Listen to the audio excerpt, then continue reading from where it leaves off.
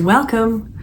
So it's we're 1 month into 2024 and I'm hoping to be better this year than I was last year at like keeping up with my monthly wrap up.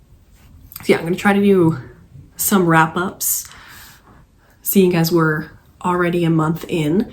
I was hoping to kind of start keeping track of what I read every month, and then also because I use Storygraph like religiously, so I'm gonna show you my stats as well for every month. So I read 15 books this month, which is crazy. That's the most books I've ever read in a month in my life. I don't know what kind of craziness I was on, but I don't know. I was motoring through them. So my most read moods are dark, adventurous, emotional, tense and mysterious, which kind of goes along with what I was doing last year, I believe. Most of mine were kind of dark. Mostly I read medium-paced books. I read mostly books that were between 300 and 500 pages. I read a couple that were 500 plus and a couple that were less than 300. Only read fiction. I didn't read any nonfiction this month. And I was on a romance kick. I read a lot of romance in this past month. So mostly I read romance, then young adult, then fantasy, literary, and then so on and so forth. I also read 60% digital books and 40% audiobooks. So nice little period there. And my average rating was 3.92. So that kind of gives you a little bit of an idea of kind of what I was going for here, Storygraph wise. Anyway, here we go. The first book I read this year was Lapvona by Ottessa Moshfegh. It's basically about this little town and this boy who's growing up here and is severely physically disabled and disfigured, and life is very difficult. He accidentally causes an important person to die, and his father ends up trading him to the ruler of the little land that they're in order to kind of make up for this mistake that his son made. If you've read anything else by Ottessa Moshfegh, you're gonna kind of get it's in that same vein. It's beautiful and lyrical despite what the subject matter is, despite what it's actually writing about, despite what the actual topic is. It's still very beautiful to read. It's definitely not for everybody. If you read something like My Year of Rest and Relaxation and you didn't like it, you felt it was too depressing, you're not going to like this book at all. You're really not. The beautiful writing is an interesting juxtaposition to the subject matter. And if that's something that sounds interesting to you, then I would say go for it. But if you want to avoid something that's kind of gross and kind of unsettling and kind of depressing, then I would say skip it.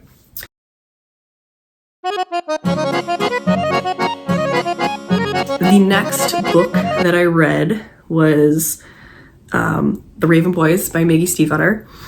I am going to probably go through, I read the first 3 books, so I'm going to probably just go through with bang, bang, bang. But so I'm reading the series. I read the first 3 books this month. And oh my God, I love it so much. I am mad at myself for not having read this when I was a teenager, because I would have just eaten this up. Like, why didn't I read this? It's about this girl and her name is Blue. And she lives in this house with a bunch of women who are all psychics or have some sort of psychic ability. So they basically are a call-in service where people come to visit them to get like readings and stuff.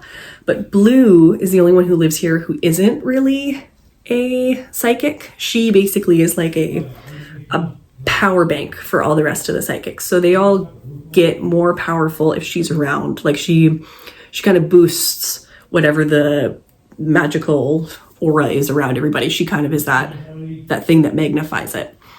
But she herself doesn't have any psychic abilities as far as she's aware. So it's about her and this boy who she sees, this boy who his name is Gansey, and he goes to this really prestigious school, like private school, and I think it's an all boys school, I'm pretty sure. And him and his friends are he's kind of like obsessed with trying to find this ley line and this mystery of this old Welsh king, that's in the town that they're in. And that's like his life goal. Like that's what he's very focused on. And if you find the lost king, then you get like a wish or something to that degree. And it basically follows this group of characters. So it's Blue, Gansey, there's another boy named Adam who is he's a scholarship kid, so he doesn't have the money to go to this prestigious school, but he's on scholarship. He works really, really hard. There's Ronan, who is this like bad boy, kind of like doesn't really give a crap about grades or school, and he has this very tumultuous relationship with his family, with his brother, and it's a lot of sauce, but there's some really cool stuff that happens with him. And there's also a boy named Noah, and Noah has something kind of like off about him that they're not really sure what exactly is going on with him, not in this book at least. So I'm just going to kind of like lump them all together. I read The Raven Boys, The Dream Thieves, and Blue Lily, Lily Blue. Those are the first 3 in the series. There's only one more, and I have it on hold at the library, so I have to wait my turn, and then I will get it and I will read it. But I'm very excited for that. Anyway, I would say just like super recommend. Obviously it's young adult, but it's so well written and it's so fun and it's so fast paced. You just like forget that you're reading. It would make such a good TV show. Every time I'm reading these books, I'm like, oh my God, like why is this not a TV show? The characters are so lovable. The story is amazing. I've read them. I kind of did a mix. I had the audiobook and I was reading a digital copy of it for most of them. The audiobook is really, really good. If you can get your hands on the one that's read by Will Patton, I would super recommend it. He does such a good job. It just brings all the characters to life. And even when I'm reading it without the audiobook, like I hear his voice while I'm reading it. It's just, it's phenomenal. So the Raven Cycle as a total, minus the last book, highly, highly recommend. Like, I think I rated all of them at very least 4.5 stars. Like I've been obsessed with them.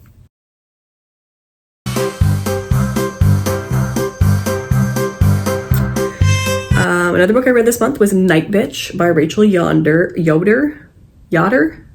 Sorry, Rachel. By Rachel. It's a bizarre book. I love a weird girl book, and I'm gonna try and like compile all the weird girl books that I've read so that I can make a list of like comprehensive books that are just so unsettling and weird. But I really did like Night Bitch.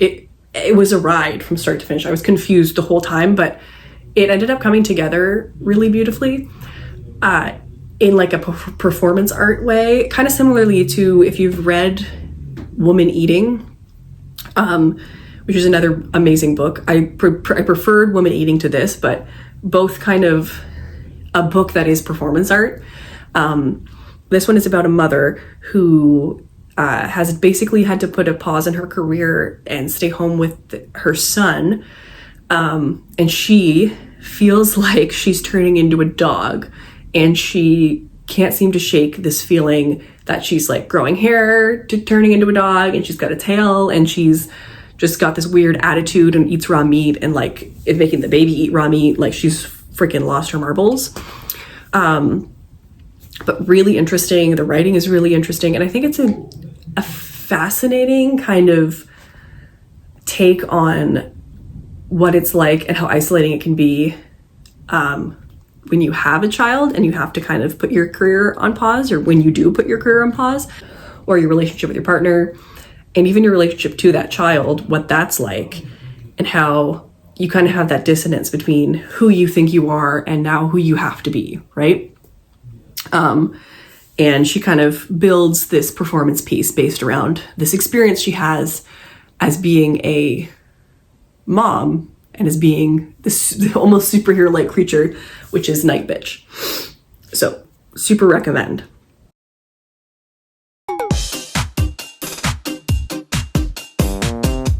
Another book I read was 1984 by George Orwell. This is my second Orwell I've ever read. I read Animal Farm in high school and I loved it. But I was like, I feel like I should read 1984. I read this in like a very short period of time.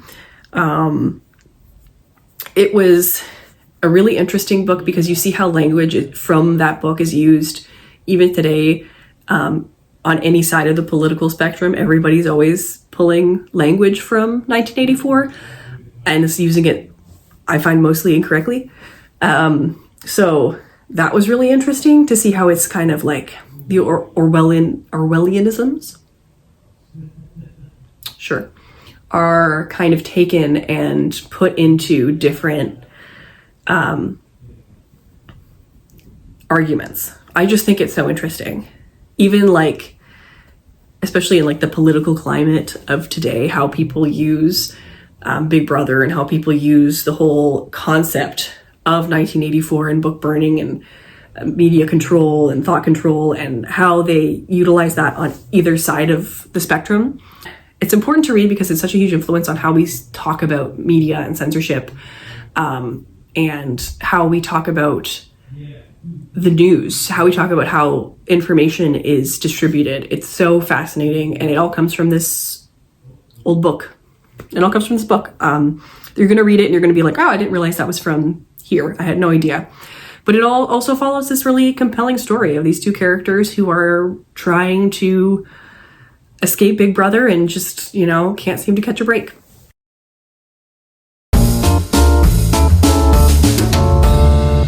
My first 5-star of... Did I rate that a 5-star? Yeah, my first 5-star of the year was Young Mungo by Douglas Stewart. This book had me bawling my eyeballs out. It's amazing. Young Mungo is about this young boy in Glasgow who is basically trying to survive a very difficult familial relationship and a very difficult world that he's just kind of thrown into. So his mother is an alcoholic and very emotionally manipulative. That part was just so potent, the way that was written. He's basically being raised by his older sister. She has a lot of stuff going on in her own life that's just extremely difficult, and she's trying to hold on to, keep her family together. He has an older brother who is heavily involved in the criminal world around them. And then there's him, and he meets this young boy who lives kind of across the way from him, and they fall in love. Obviously, this is something that they have to hide because of the time period and where they are. So he is, terrified somebody's going to find out. That's something he's dealing with. And then he also, during this period of time, gets sent away. His mother sends him on a fishing trip with 2 men from her AA meetings. And it's kind of goes downhill from there for Mungo. This book, the whole time you're reading it, you just want to jump into the pages and pull Mungo out and just be like, no, I'm going to take care of you. I'm not going to let anything bad happen to you, because it's just so difficult to watch these things in succession just keep happening to this boy, and he has no control over anything that's happening, and none of it is his fault, and he's just constantly being beat down, and he's just trying to live his life. It was heartbreaking and it was super sad, but it was so well written, and I just, oh my god, I can't recommend it enough. Major content warning though for several things. So if you're somebody who needs to look into content warnings, just look into those before you pick up the book, is my recommendation.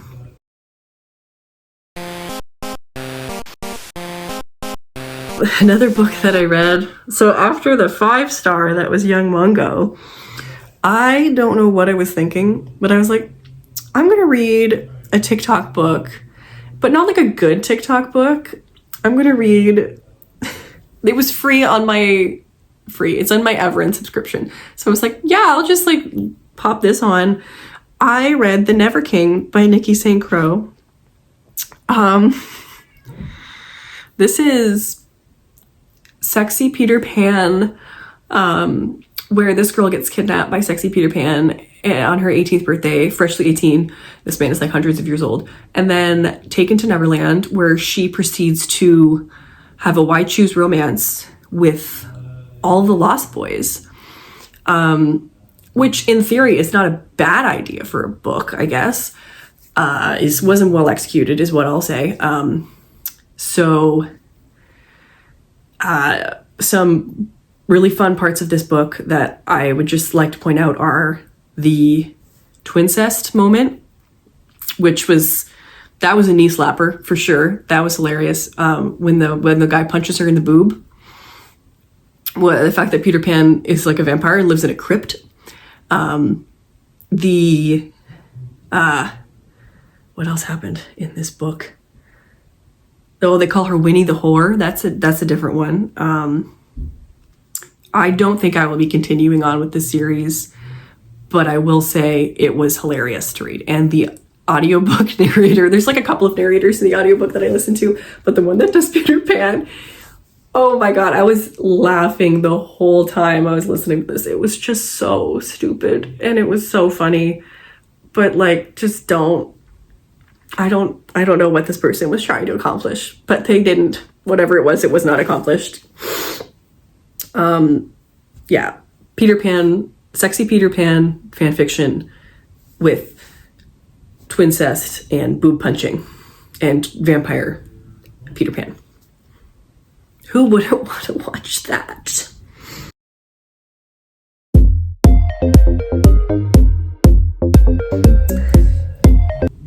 Following that, I read Pet Sematary by Stephen King. And I really, really like this. I like Stephen King. I think, you have to have the taste for it, but I enjoyed this one. This is quintessential King. It's upsetting and disturbing, but it's also kind of camp. It's a little bit existential. It's definitely, basically, it's quintessential King is what I'll say. It's about this family that moves to this new town. The dad is a doctor, and he's basically moving to start his job being a university doctor on campus. And he has 2 young children and a wife. And they have this neighbor that comes over and is super friendly to them. They kind of become really close. And he basically tells them about this cemetery where you bury your pets. Thus the name Pet Sematary. I can't really tell you a whole lot about it, but basically the cemetery, when you bury something in it, it comes back to life. But it doesn't come back to life very good. It comes back to life and it's a little weird. It's a little like, not great, but people would do it with their pets. So that's where I'll leave it. Warning for child death, which I think everybody knows is part of the book. I think everybody's pretty familiar with that aspect of the truck and the child. So warning for that. And I think you can kind of see where the story goes after. Some people don't like the ending. I was talking to my dad actually. He didn't like the ending. I've heard a lot of people don't like the ending. I didn't mind it. I liked the kind of openness of it. I thought it was satisfying. And it kind of felt like the right progression for where the character was at that period of time. So didn't hate that at all.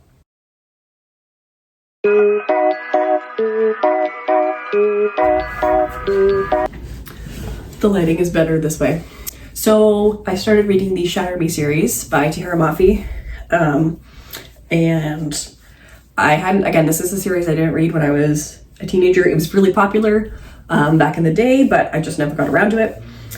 My library never had an available copy. I remember that was really hard to get your hands on. Small town library things. So basically the story follows this girl named Juliet, and she has a superpower that if she touches people, it like kills them. She's kind of like Rogue. It like makes them all freak out and in pain, and then they die. if she holds on to them for too long. But it's also like dystopian, and there's also like an evil ruler.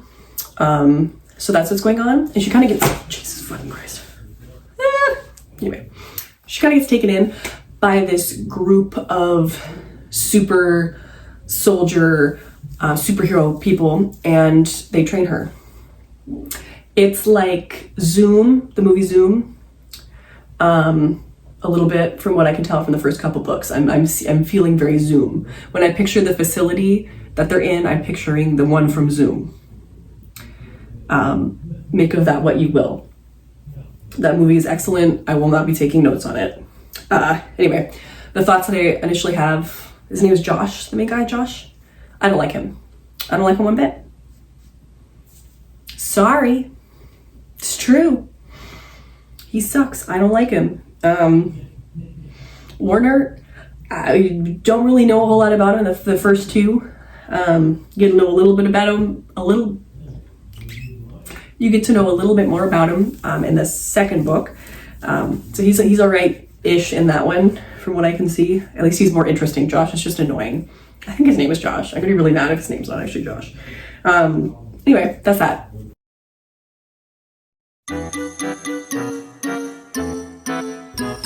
I have too many books to pause this many times. The next one I read was Twisted Love by Anna Wong. This is the first book in a series of new adult romance, I believe. And it went crazy, let me tell you. I think I gave it a 3.5. I thought this book was so funny. I love a cheesy, silly, ridiculous romance, but it went off the freaking rails, and I was not expecting it. It's a... Okay, let me try to like get this right. It's a brother's best friend romance, but also kind of bodyguard.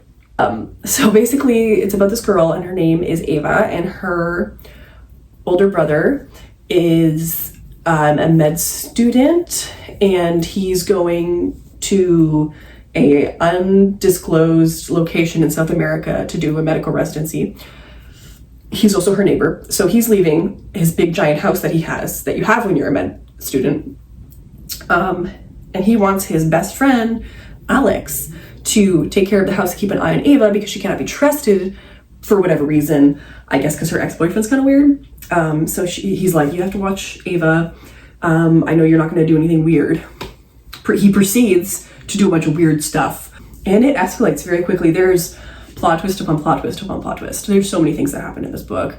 There's like different gangs. There's drugs, smuggling of something, I think. There's like, he's also like, he owns this like business, and he's kind of like very Christian Grey-esque character.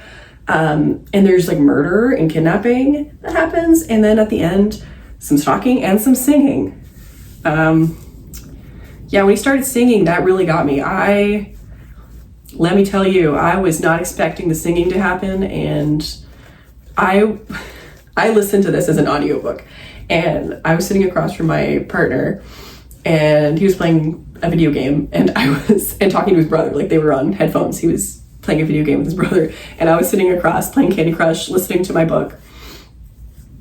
And this part where he gets out and he starts freaking singing in front of everybody, I started laughing so hard I was crying, and then I had to proceed to explain to my partner and his brother why I was laughing, and I couldn't even put it in context what was going on. They didn't understand, because you have to have the full picture of who Alex Volkov is to understand why it's so funny that he's singing randomly. I was dying. Oh, it was so funny. If you want something silly, you can't go wrong.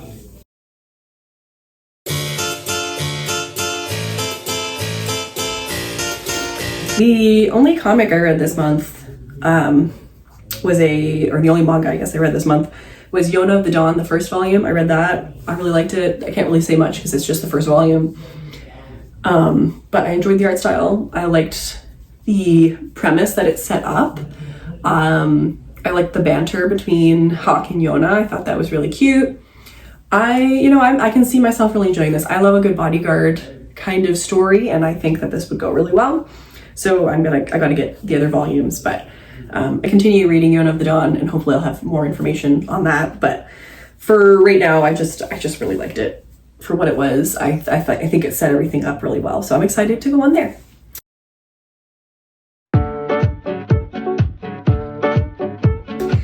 Another 5-star of the month was a new series that I'm very excited that I'm reading. It's not new, but it's new to me. I started reading An Ember in the Ashes by Sabaa Tahir, and oh my god! I love this book. I love this book so much. I devoured it. I read it so quickly. I just could not stop reading it. It was so good. The characters were so good. I was so invested in everything. Oh my god. It's basically this, I don't even know, would you call it a sci-fi? It's a fantasy book. So it's this fantasy novel set in this like fantasy Middle East where you have these kinds of like this particular group of people kind of took over, and they put these other people down. This like militarized group kind of came in and like took over this particular group of people, and our main character is obviously part of the group of people who have been kind of colonized and taken over. Brother, she discovers is kind of like in cahoots with somebody, but she doesn't really know who, and then he gets kidnapped by the like big higher up evil people, and then they kill her parents. They're called masks, and like they like wear these masks that like glue to their faces. I'm not explaining this at all. I sound like a crazy person. I promise it's really good and it's very succinct and it makes sense. But like they've got these masks that are like stuck to their faces and they're really evil, but they're like really trained. And they come in and they kill her grandparents and they kidnap her brother, and she's like, oh my god, what do I do? So she runs away and she ends up finding the resistance, and she's like, resistance people, my parents were actually part of the resistance and they were really cool. Are really important to you. Can you help me save my brother out of like your allegiance to my parents who were originally in the resistance, which is her parents were originally in the resistance, and they were really important, but they also like disappeared and were killed. So she meets up with the resistance and they're like, no, we don't think you have the guts to do this. We don't think you can handle it. You're nothing like your mother. We don't like you. And then she's like, okay, but I'll do anything. And they're like, well, we could send you in as like a little spy and have you go in and undercover be the special maid for the commandant, who basically runs this school that oh my god, the wind just blew something over outside. The school that like trains all the masks and stuff.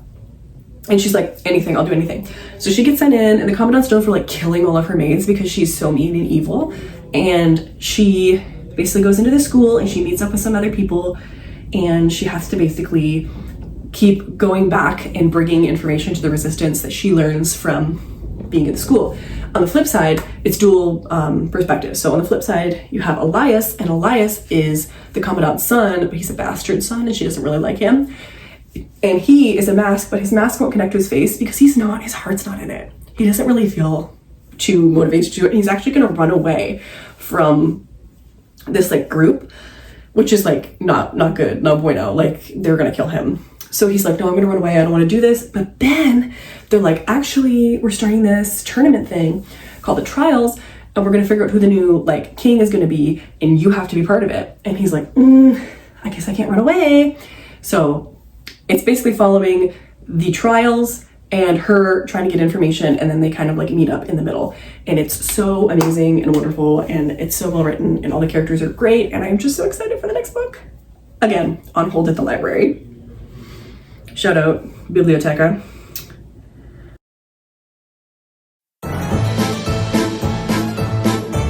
The next book I read was The Spanish Love Deception by Elena Armas.